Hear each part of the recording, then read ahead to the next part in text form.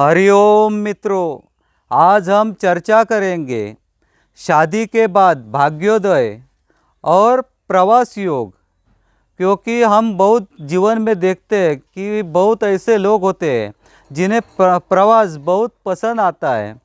वो प्रवास किधर घूमने फिरने के लिए जाना होगा या लंबा किधर शहर में जाना होगा, इस शहर से कुछ दूसरे राज्य में भी जाना होगा तो भी वो खुश होते हैं और उन्हें प्रवास बहुत पसंद आता है। प्रवास के शौकीन होते हैं। और बहुत से ऐसे लोग होते हैं जिन्हें प्रवास बोलेंगे तो पहले ही चिंता लगने लगती है। वो पहले ही दिन कुछ प्रवास का टैबलेट खरीद रखते हैं और बहुत उनको प्रवास में भी समस्या आ जाती है। तो उसके बारे में भी आज हम योग के बारे में देख लेते हैं। मित्रों, अगर आपने हमारे चैनल को सब्सक्राइब नहीं किया होगा तो कृपया सब्सक्राइब कीजिए, लाइक कीजिए, शेयर कीजिए ताकि हमारे अच्छे अच्छे वीडियो आप तक पहुंच सके। आइए, ये चंद्र पर्वत है। यहाँ से ऐसा पूरा ये चंद्र पर्वत है। ये चंद्र पर्वत और इसके चंद्र पर्वत के यहाँ पर ऐसे नीचे जो रेखाएं होती है छोटी छोटी, ये जो रेखाएं होती है, अगर ये छोटी छोटी रेखा होगी तो नज़दीक का प्रवास बता देती है। लेकिन अगर ये रेखा होगी तो बार बार प्रवास उनके जीवन में होते हैं या काम धंधे के निमित्त से रोज़ 50 किलोमीटर 20-25 किलोमीटर ऐसा जाना आना पड़ता है। अगर ये रेखा होगी तो प्रवास उनके जीवन में होता ही है। लेकिन अगर वो बड़ी अगर प्रवास रेखा होगी,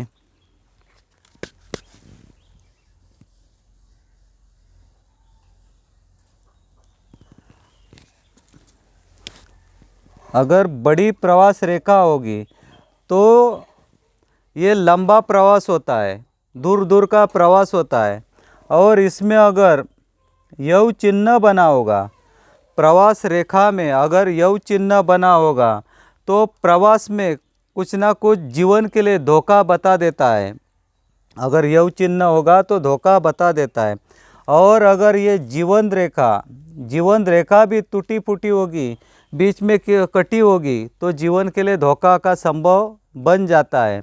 लेकिन अगर ये जीवन रेखा अखंड होगी, कटी पिटी नहीं होगी और ये यव चिन्ह होगा तो प्रवास में कुछ ना कुछ घटित हो जाता है, लेकिन वो हल्का फुल्का होता है।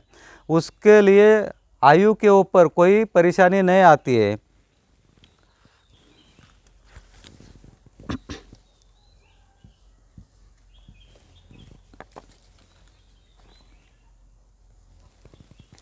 ये भाग्य रेखा है। और चंद्र पर्वत से कोई रेखा निकलकर, ये भाग्य रेखा है। और चंद्र पर्वत से कोई अगर रेखा निकलकर भाग्य रेखा या सूर्य रेखा को स्पर्श करती होगी और उसके साथ जाती होगी, उसमें मिलती होगी, भाग्य रेखा में या सूर्य रेखा में वो जाकर अगर ये प्रवाह रेखा मिलती होगी तो ऐसा अगर योग होगा तो ये योग बहुत प्रबल होता है, बहुत ज़बरदस्त योग होता है। ऐसा योग होगा तो हमें निश्चित ही मिल जाती है कि शादी के बाद, विवाह के बाद भाग्योदय हो जाता है, जीवन में बदलाव आ जाता है, जीवन में बहुत मजबूती मिल जाती है शादी के बाद। ये योग बहुत अच्छा योग होता है।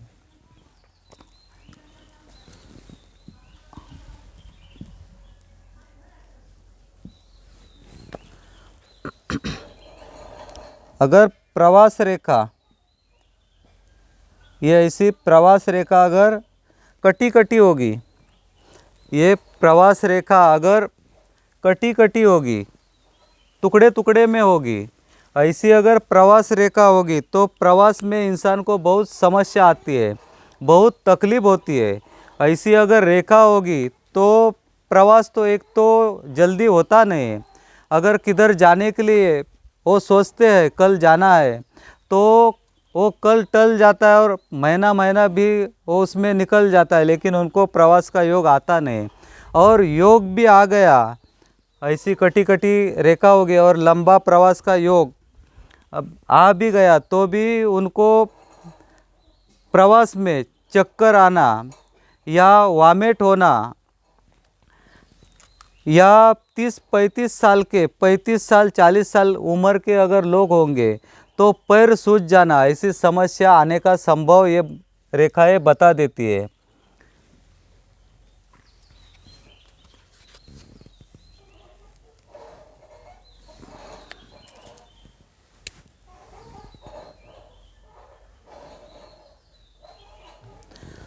अगर प्रवास रेखा के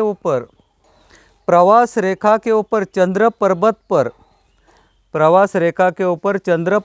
पर अगर सूर्य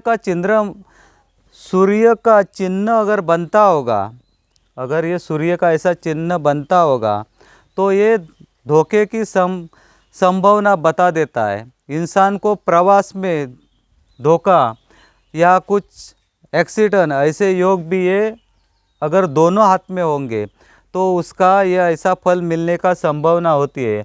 और भी प्रवास के लिए हम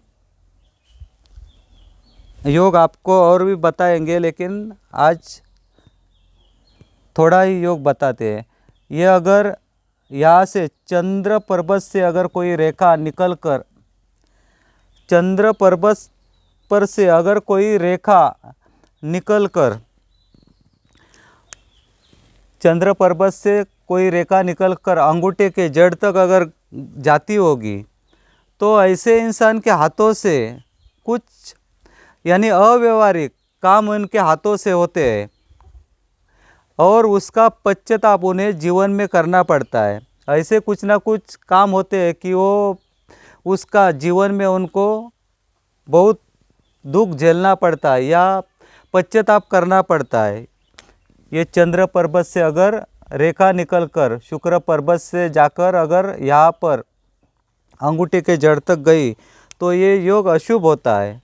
अगर ऐसा योग होगा तो इंसान क्या करता है उसका भी उसे पता नहीं चलता है और कुछ ऐसे गलत सलत काम हाथों से होने लगते हैं और पछतावा करना पड़ता है। मित्रों, आज के लिए इतना ही। हम और आपके लिए अच्छे अच्छे वीडियो लाएंगे। हरि ओम।